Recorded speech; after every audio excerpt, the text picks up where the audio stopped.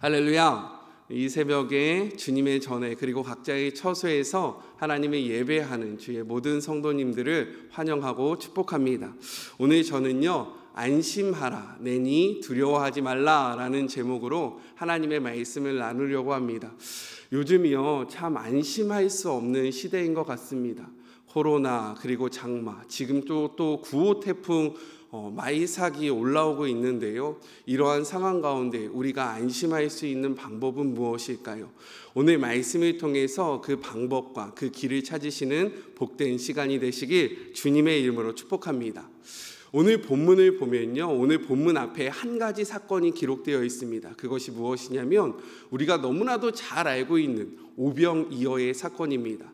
그 오병이어의 사건이 끝난 후에 예수님께서 22절에 제자들에게 이렇게 말씀하십니다. 우리 22절의 말씀을 같이 한번 읽어볼까요? 함께 읽겠습니다. 시작. 예수께서 즉시 제자들을 재촉하사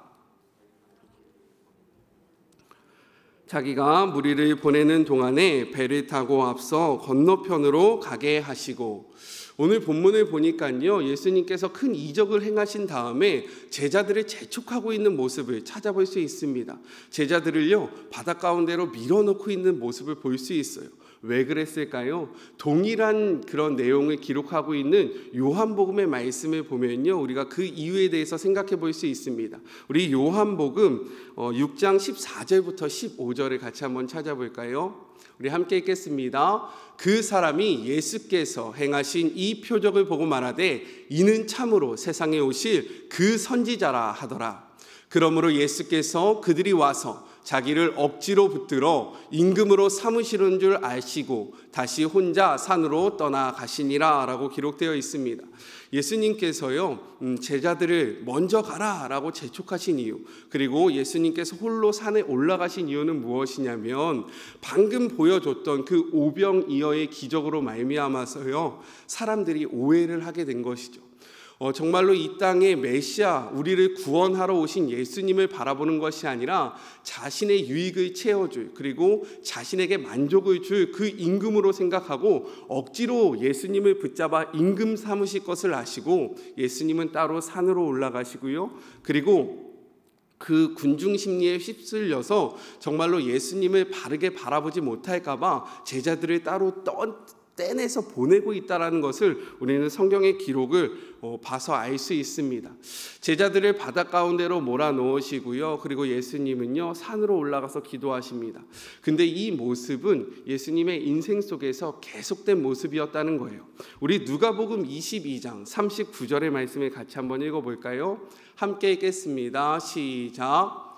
예수께서 나가사 습관을 따라 감난산에 가시매 제자들도 따라갔더니, 예수님께서 하나님의 명령을 따라 이 땅에서 놓치지 않고 하셨던 것이 있는데요, 그것은 무엇이냐면 습관을 따라 산에 올라가서 하나님과 독대하는 시간을 가졌다는 것입니다. 이것을 통해 우리가 무엇을 깨달을 수 있냐면 우리가 이 땅에서 살아갈 때 가장 중요한 것이 있는데 그것은 무엇이냐? 습관을 따라 시간을 구별해서 하나님을 만나는 것이라는 것입니다. 왜요? 우리의 예수님도 그렇게 하셨기 때문입니다. 그렇기 때문에요, 지금 이 새벽에 그리고 이 성전에서 하나님의 전에 나와 하나님을 바라보시는 우리 사랑하는 성도님들은 예수님을 닮아가고 계신 거예요. 믿으십니까? 이 모습이 정말로 한 번의 이벤트로 끝나는 것이 아니라 예수님처럼 습관을 따라 계속해서 진행되기를 주님의 이름으로 권면합니다. 그런데요, 이때 문제가 발생합니다. 어떠한 문제가 발생됐는지 우리 말씀을 같이 한번 읽어볼까요? 24절의 말씀입니다. 함께 읽겠습니다. 시작. 배가 이미 육지에서 수리나 떠나서 바람을 거스름으로 물결로 말미암아 고난을 당하더라. 배가요, 이미 이제 육지에서 떠나 수리라고 되어 있는데 이것이 어느 정도의 길이냐? 4.5km에서 5.6km를 이야기하고 있는 겁니다. 즉 갈릴리 바다 한가운데에요, 예수님의 제자의 배가 떠 있을 그 상황 속에서 물결로 말미암아 그들이 고난을 당하고 있다라고 이야기하고 있어요. 그런데 원어적으로 보면요, 이 고난을 당하다라는 이 표현이 언제 또 쓰였냐?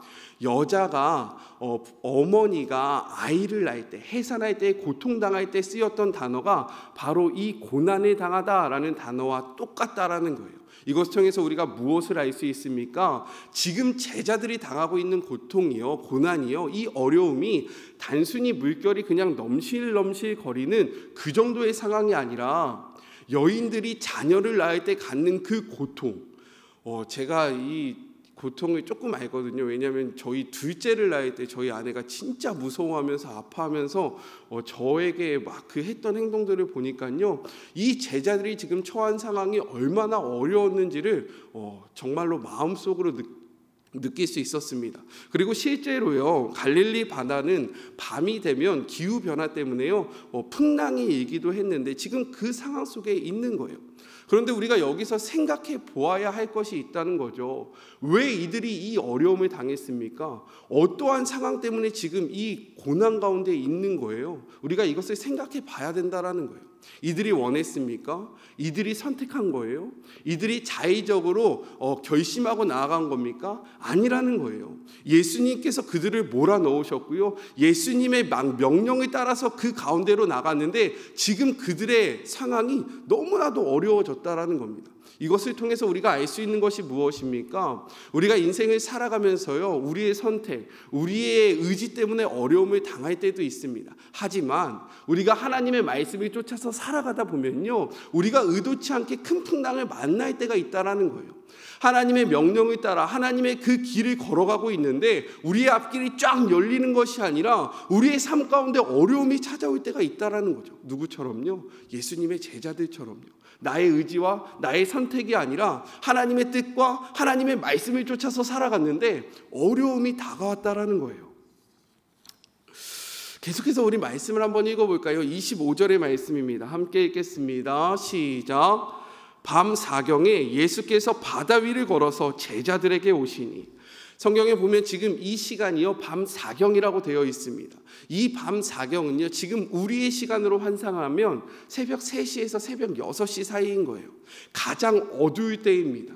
정말로 이 가장 어두울 때, 앞도 잘 보이지 않는 이 깜깜한 어두움 속에서 제자들은요, 자신의 힘으로 어찌할 수 없는 이 풍랑을 마치 해산하는 여인이 고통을 당하는 것과 같은 그 시간들을 견디고 있다라는 거예요. 그러할 때에요, 예수님이 그들에게 오십니다. 어떻게 오시냐면요, 물 위를 걸어서 오세요. 이것이 매우 중요합니다. 우리가 생각할 때에요, 우리의 삶의 어려움이 다가올 때 우리가 원하는 해결 방법이 있습니다. 우리의 삶에 문제가 생겼을 때요, 우리가 생각하는 그러한 해결점이 있다라는 거예요. 제자들도 생각했을 거예요. 이렇게 풍랑이 있을 때 우리가 조금 더 큰 배를 탔으면 좀 안전하지 않았을까? 우리가 이거보다 더욱더 든든한 배, 튼튼한 배를 탔으면 이 어려움을 이기지 않았을까? 그리고 지금 누군가가 이 배보다 더욱더 단단한 배를 타고 지금 우리에게 왔으면 좋겠다라고 생각되어지는 그때에 예수님이 우리에게 오시는데 어떻게 오십니까? 엄청나게 더 큰 배, 안전한 배를 타고 오시는 것이 아니라 물 위를 뚜벅뚜벅 걸어서 우리의 인생 가운데로 오셨다라는 거예요. 이것을 통해서 우리가 무엇을 깨달아야 합니까? 우리가 믿는 예수님은요, 우리의 생각, 우리의 경험, 우리가 갖고 있는 그 이성, 그 모든 것들을 뛰어넘는 하나님이라는 거예요. 믿으십니까? 우리가 생각하는 그 인생의 해결 방법이 아니라 정말로 우리가 감히 상상할 수도 없고 감히 생각할 수도 없고 감히 이야기할 수도 없는 그러한 기이한 일들로 우리의 인생 가운데 오시는 분이 바로 우리가 믿고 있는 그 예수님이라는 것을 꼭 확신하시는 이 새벽이 되셨으면 좋겠습니다. 그렇기 때문에 우리가 해야 하는 일이 있어요. 무엇이냐면 우리의 경험, 우리의 이성, 우리의 생각으로 우리의 하나님을 가둬서는 안 됩니다. 우리가 믿는 하나님은요, 우리보다 더 크신 하나님이기 때문에 절대로 우리의 하나님을 가둬서는 안 된다라는 거예요. 이렇게 우리의 삶 속으로 뚜벅뚜벅 걸어오시는 예수님을 바라보면서요, 26절의 기록을 보면요, 제자들이 어떻게 합니까? 기뻐 환호하는 것이 아니라요, 무서워 두려워하고 있다라는 거예요. 생각해 보세요. 지금은 풍랑이 일고 있습니다. 자신의 목숨을 빼앗을 것 같은 엄청난 바람이 불고 있고요. 정말로 비바람이 몰아치고 파도 물결은 뱃속으로 막 넘치고 들어오고 있는데 이 아비규환의 상황 속에서 눈을 들어서 보니까요. 저쪽 멀리에서 누가 뚜벅뚜벅 걸어오는 거죠. 얼마나 무섭겠어요. 우리는 이 사건을 알고 있으니까 은혜가 되지만 내가 그 상황 속에 노출되어 있다면 지금 이 상황이 얼마나 무섭겠습니까? 그러니까 소리를 지르는 거예요. 아, 유령이다! 라고 소리를 지르고 있는 거예요. 자, 이러할 때에 예수님이 무엇이라고 이야기하십니까? 우리 27절의 말씀을 같이 한번 읽어볼까요? 27절의 말씀입니다. 함께 읽겠습니다. 시작.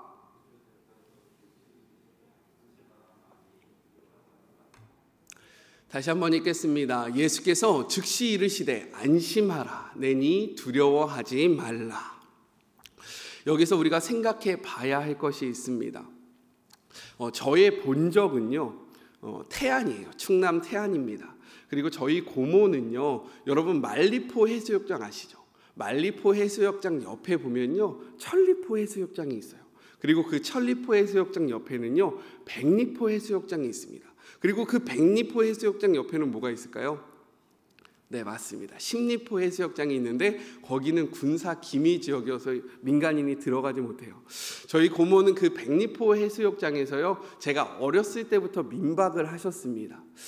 그리고 저희 아버지는요 낚시를 좋아하세요. 그래서 저는 어릴 때부터 바다와 가까이 지냈습니다. 그리고 저를 보면 좀 까맣잖아요, 그렇죠? 좀 까만 게 아니라 좀 많이 까맣습니까? 웃지 마세요.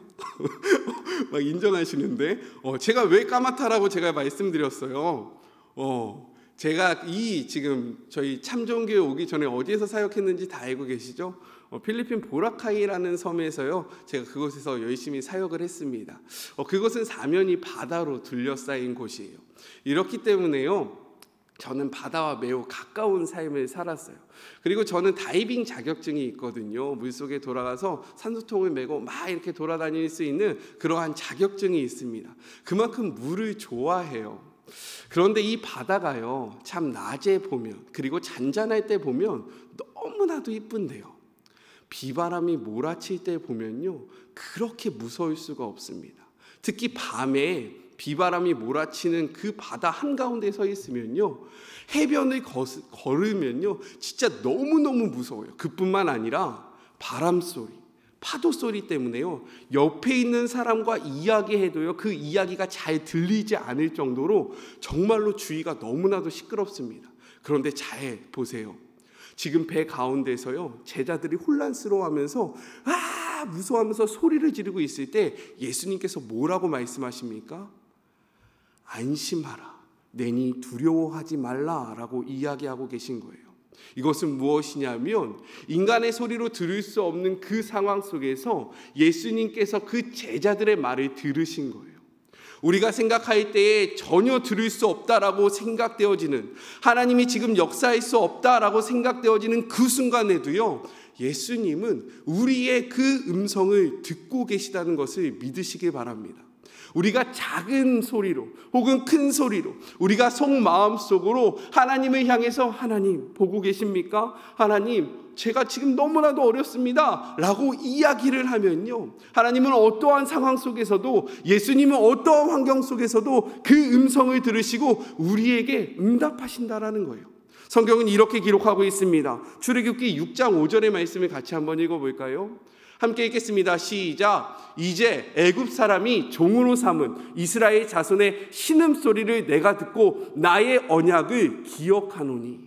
신음소리라는 것은 무엇이에요? 내가 소리를 내지 못함으로 끙끙 앓고 있는 소리가 신음소리 아닙니까? 우리가 큰 소리로 기도하지 아니할지라도 정말로 너무나도 힘들면 목소리가 나오지 않는 그러한 상황이 오잖아요. 우리의 인생 속에서 앞길이 막혀서 정말로 아무 소리도 내뱉을 수 없는 그러한 상황 속에서 주님이라고 내뱉는 그 소리, 이 소리를 우리의 하나님께서 들으신다라고 약속하고 계신 거예요.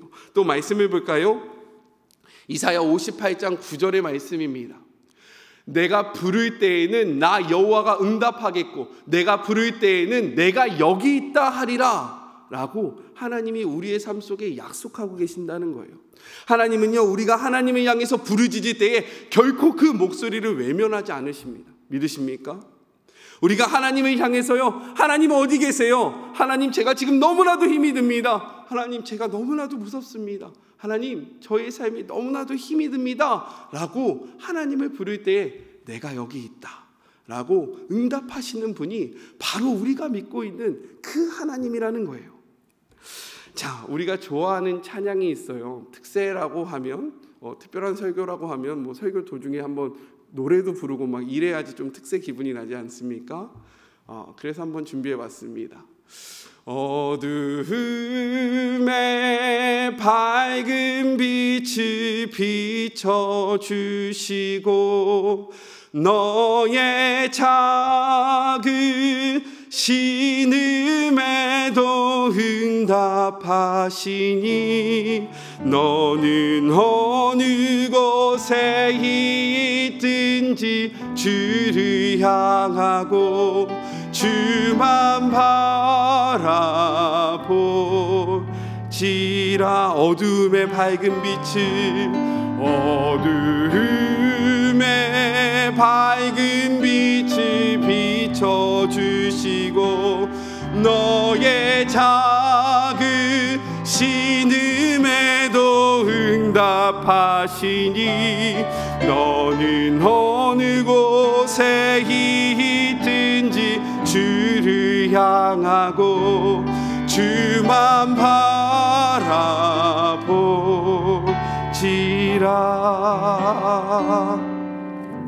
아멘. 우리의 작은 신음에도요, 주님께서 듣고 반응하신다는 거예요. 이러한 상황 속에서 예수님께서 우리에게 하셨던 말씀이 무엇입니까? 안심하라, 내니 두려워하지 말라라는 말씀인 거예요. 이 안심하라라는 말은요, 원어적으로 용기를 갖다, 담대하다, 위로하다라는 의미를 갖고 있어요. 근데 지금 이 말은요, 권유가 아니라 명령형으로 쓰여졌습니다. 헬라어에서 현재 진행형의 명령어는 무슨 의미를 담고 있느냐? 계속해서 반복되는 행위를 이야기하고 있는 거예요. 그렇기 때문에 이 안심하라라는 말은 어떠한 의미를 담고 있느냐? 계속해서 용기를 내어라, 계속해서 담대하라라는 명령을 갖고 있는 거예요. 단 한 번의 용기를 가져라, 단 한 번의 힘을 내라라고 이야기하는 것이 아니라 너는 계속해서 용기를 갖고 계속해서 담대하라라는 명령을 갖고 있고요. 또 이것은 우리에게 위로가 되는 것입니다. 왜요? 나는 계속해서 너를 위로할 것이다 라는 이러한 약속이 담겨 있는 말이 바로 안심하라라는 이러한 말의 의미라는 거예요. 이러한 음성을 듣고요, 베드로가 실제로 용기를 냅니다. 그 전까지 두려워하던 베드로가요, 예수님에게 이야기하는 거예요. 예수님, 만약에 정말로 예수님이시라면 나로 명하셔서 이 물을 걷게 해주십시오. 그러니까요, 예수님이 그 음성을 듣고 오라 라고 말씀하십니다. 그 음성을 듣고요, 마음속에 담대함이 생기고 용기를 얻은 베드로가요, 배 위에서 나와서 그 물을 뚜벅 걷습니다. 이것 통해서 우리가 무엇을 알 수 있습니까? 예수님이 우리의 삶에 찾아오면요, 우리가 예수님을 바라보면요, 우리의 환경이 아무것도 아닌 것이 된다라는 거예요. 그 전까지는 우리의 환경이 우리의 삶을 사로잡을지라도 우리가 우리의 눈을 들어서 예수님을 바라보고 예수님의 그 음성에 반응해서 용기를 가지고 담대함을 내면요, 우리가 예수님처럼 물 위를 걸어갈 수 있다라는 거죠. 우리가 생각하는 방법으로 우리의 삶의 문제가 해결되는 것이 아니라 예수님의 방법대로, 예수님의 하신 그 모습대로 우리가 살아갈 수 있다라는 거예요. 그런데 여기서 또 다시 문제가 발생합니다. 자, 우리 30절의 말씀을 같이 한번 읽어볼까요? 30절의 말씀입니다. 함께 읽겠습니다. 시작. 바람을 보고 무서워 빠져가는지라 소리질러 이르되 주여 나를 구원하소서 하니, 예수님을 보고 물 위를 걷던 그 베드로. 근데 지금 이 상황을 보면요, 풍랑은 계속해서 불고 있는 거예요. 비바람은 계속해서 몰아치고 있는 겁니다. 근데요, 그것과 상관없이 베드로가 물 위를 뚜벅 걷다가요, 그의 시선이 예수님이 아니라 다른 곳을 바라보기 시작합니다. 그곳이 어디예요? 바람이라는 거예요. 이것은 외부적 환경을 얘기하는 겁니다. 지금 현실의 우리의 삶을 이야기하는 거예요. 하나님을 바라보고 그 길을 걷던, 물 위를 걷던 베드로가요, 현실을 바라보는 순간 그 즉시 그가 물에 빠졌다라고 이야기하고 있는 거죠. 이것을 통해서 우리에게 주는 메시지가 무엇입니까? 우리가 예수님을 바라보면서 나아가면요, 이 환경의 지배를 받지 않지만, 이 환경이 우리에게 영향을 주지 않지만, 우리의 시선을 돌려서 우리가 우리의 것들, 이 환경을 바라보는 그 즉시로 우리는 시험에 빠진다라고 성경은 기록하고 있는 거예요. 믿으십니까? 그렇기 때문에요, 나는 어제 은혜 받았으니까 오늘은 괜찮아, 어제 받은 그 은혜로 오늘을 살아가야지 라고 생각하는 분들이 있다면, 어제는 물 위를 걸어가는 상황이 되지만 오늘은요, 물에 빠져서 허우적거릴 수밖에 없다라는 거죠. 반대로 나는 오늘 은혜 많이 받았으니까 이 받은 은혜로 내일을 살아야지 라고 생각하는 분들이 있다면, 오늘은 예수님을 바라보면서 예수님과 함께 물 위를 뚜벅뚜벅 걸어갈 수 있지만, 내일은 예수님이 없이 우리는 우리의 삶의 문제에 빠져서 허우적거릴 수밖에 없음을 드러내고 있는 것입니다. 믿으십니까?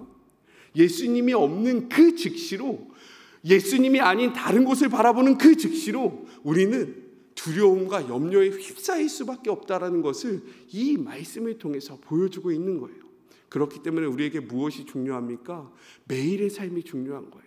매 순간을 예수님을 바라보고 하나님과 함께하는 삶을 살아야 됨을 이 말씀을 통해서 믿으시기 주님의 이름으로 권면합니다. 우리 31절을 함께 읽을까요? 31절의 말씀입니다. 이 상황 속에서요, 예수님이 하신 모습이에요. 함께 읽겠습니다. 시작. 예수께서 즉시 손을 내밀어 그를 붙잡으시며 이르시되 믿음이 작은 자여 왜 의심하였느냐 하시고. 우리가요, 시험에 드는 거는요, 우리의 믿음이 없어서가 아닙니다. 특별히 이 새벽에 지금 이 영상을 보고 계신 주의 모든 자녀들 믿음이 없습니까? 아니요. 믿음이 없으면 이 시간에 정말로 자다가 일어나서 텔레비에 앉아서 지금 이 영상을 보고 계시겠습니까? 절대로 아니라는 거예요. 믿음이 없기 때문에 우리가 시험에 빠지는 것이 아니라요, 성경은 분명히 기록합니다. 믿음이 작기 때문에 시험에 빠지는 거예요. 믿음이 전혀 없는 상태라면요, 아예 시험에 들 필요가 없습니다. 하지만 우리들이 이 믿음의 여정을 걸어가다가 시험에 빠지는 이유는 믿음이 작기 때문이에요. 그렇다면 작은 믿음은 무엇일까요? 예수님께서 분명히 말씀하십니다. 왜 의심하느냐? 작은 믿음이라는 것은요, 의심하는 거예요. 여기에서 의심하다라는 이 원어적 의미는 무엇입니까? 예수님을 바라보다가 다른 곳을 바라보는 것, 즉 마음이 분할되는 것을 의미하고 있는 거예요. 하나님을 바라보는 삶이 아니라, 하나님을 쫓아가는 삶이 아니라, 하나님도 쫓아갔다가 세상의 소리도 들었다가 옆집 아줌마의 소리에 귀가 흔들렸다가 내 친구의 목소리에 영향을 받았다가 또 이 성경의 영향을 받는 삶, 이러한 것이 작은 믿음이라고 예수님이 우리에게 이야기하고 계십니다. 사랑하는 주의 모든 성도 여러분, 저는요, 이 시간을 통해서 우리가 큰 믿음을 소유했으면 좋겠습니다. 세상 소리에, 우리가 세상 속에서 살아가다 보니까요, 세상의 소리를 들을 수밖에 없는 것 맞아요. 인정합니다. 하지만 우리는 그러한 상황 속에서도요, 의심하지 말고 예수님께서 말씀하셨다면 그 예수님이 보여주신 그 길을 뚜벅뚜벅 걸어가야 한다라는 거예요.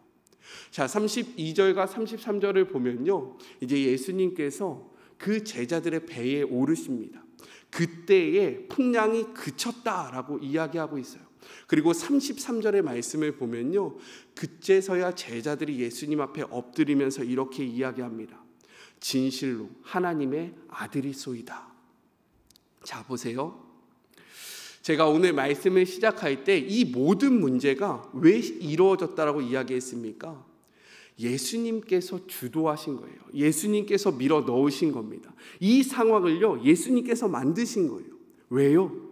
그들이 예수님에 대해서 오해할까 봐, 예수님을 마치 정치적 메시아로 생각할까 봐, 그 마음에 휩쓸릴까 봐 제자들을 밀어서 지금 이 풍랑 가운데로 보내셨다라는 거죠. 그러니까 이 모든 시간을 겪고 나서 제자들이 예수님 앞에 나와서 경배하며 이야기합니다. 당신은 하나님의 아들입니다.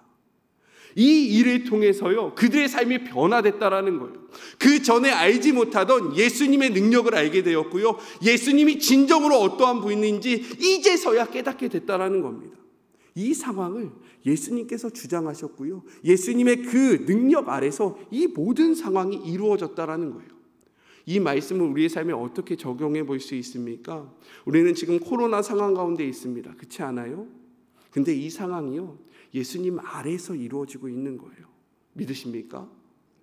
예수님이요, 어떻게 보면 억지로 우리를 이곳에 밀어 넣으신 거예요.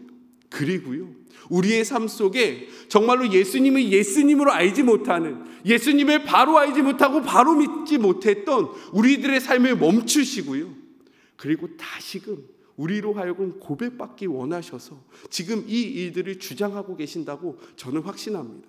이 일이 끝나면요, 주를 믿는 많은 자들이 고백할 거예요. 진실로 당신은 하나님의 아들이소이다. 하나님의 하나님 되심이 드러나는 시간이 될 것입니다. 이 코로나라는 풍랑 가운데 무엇을 바라보시겠습니까? 무엇을 의지하겠어요?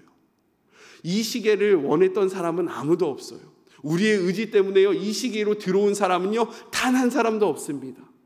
우리의 의지가 아닌 상태로 우리는 지금 이곳에 끌려와 있는 거예요. 하지만 이 상황은 하나님의 주권 아래서 이루어지고 있다라는 그 믿음으로요, 하나님을 바라보면 이 코로나 위를 우리가 걸어갈 수 있는 거예요.